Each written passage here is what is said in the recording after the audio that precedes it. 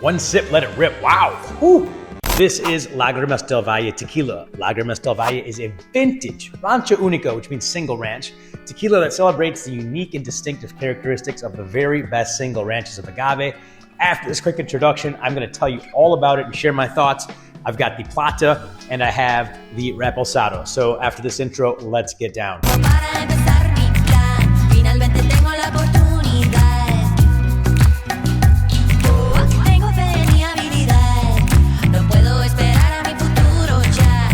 So as you can see right here, I've got the Repo and the Plata right here in front of me.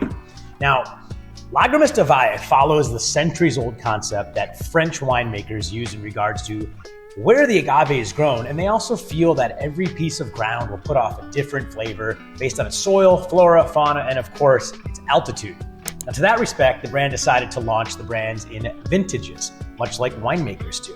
The first batch from the year 2022 and each subsequent batch will be harvested from a single field, or Rancho Único, as I said earlier, and that's what they do. The first batch is from a place they call Palo Verde. Now, doing this will ensure that each tequila they produce will have a different flavor and aroma from every other prior harvest. That is a big difference right there, ladies and gentlemen, and it shows me they're definitely a craft tequila, so to speak. Lágrimas is a collaboration with the Rosales family, which is quite impressive as they are with Tequila Cascahuín, one of my all-time favorite Blanco tequilas, just sitting right over here. Please subscribe as I have that review coming up very soon, and I cannot wait to talk about that one with you guys. Now let's get back to this. The master distiller is Salvador Chava Rosales Trejo, and he's in the third generation of his family, which has roots dating to the 1904 era. So these guys know a few things about tequila.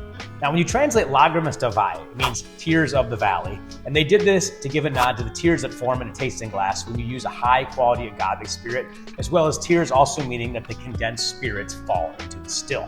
So that's the brand story, and I can get behind that.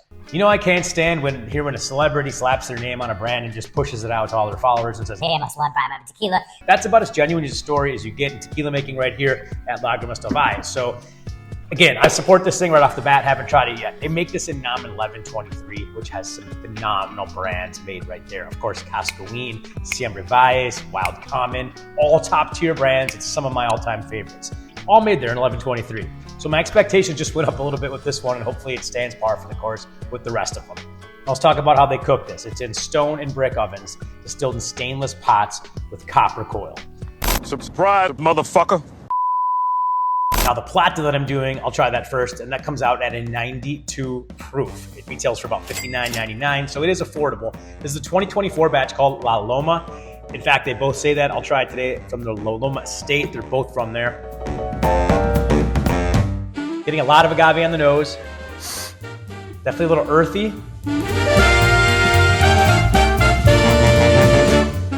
One sip, let it rip. Wow. Whew. Definitely agave. Strong black pepper comes to me. Black pepper, I don't know why I said black. Cinnamon, and a finish of some almost citrus. Wow, wow. Whew. Wow.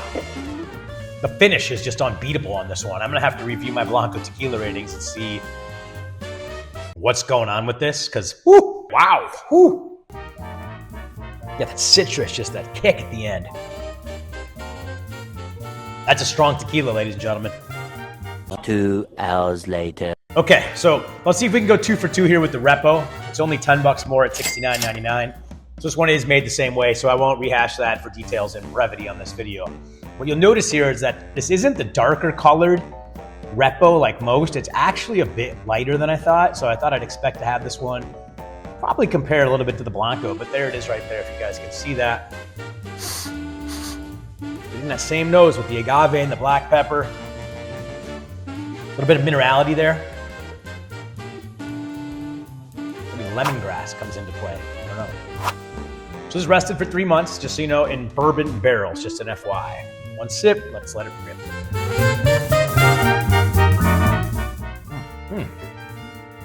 A lot of roasted agave, some citrus again. Very late, you get like a honey taste, maybe even like a candy, like a molasses. Way stronger in what you get from sort of like an additive bomb, but this is a great Repo. I don't think it's got additives in it either. I didn't ask. Limited production every year, so I can't say they do. I'm gonna ask them. It's my first foray to Lágrimas del Valle. When this showed up, I didn't know what to expect. I didn't know where they were. I didn't know who they were. And this is one that I'll share with my friends and family. Let's meander over to Tequila Matchmaker and see what people are saying, because I want to know if I'm on an island here or if anyone else feels the same way. All right, so I'm not shocked, not one bit. Just look at this. Look at the reviews. Look at all the releases that they're releasing. They're all getting high praise. Unreal. Check out below where I'll share a little bit more information on where you can find this brand. As always, thank you for watching this video. I'm a big supporter of this brand. Definitely one that I'm going to have again. That's for sure. Sometimes I taste these things on the channel and I never get back into them because I've got a lot more. Sitting here in the inventory, I get stuff sent to me. I buy stuff on my own. And, sometimes they just get lost in the shuffle, but I'd like to get my friends' opinions. I'd like to get your opinions below. So this one will be back in the rotation. If we have it again, thanks for watching. I'll see you in the next one. The channel is made in loving memory of my son, Tim Schmidt Jr., who was taken from us way too soon at the ripe age of 19. He was just a freshman in college when he was shot and killed in a mass shooting in Orlando, Florida. All proceeds from this channel will benefit his foundation, Intel Forever, which supports families and victims of senseless crimes. Salute and rest in peace, my guy.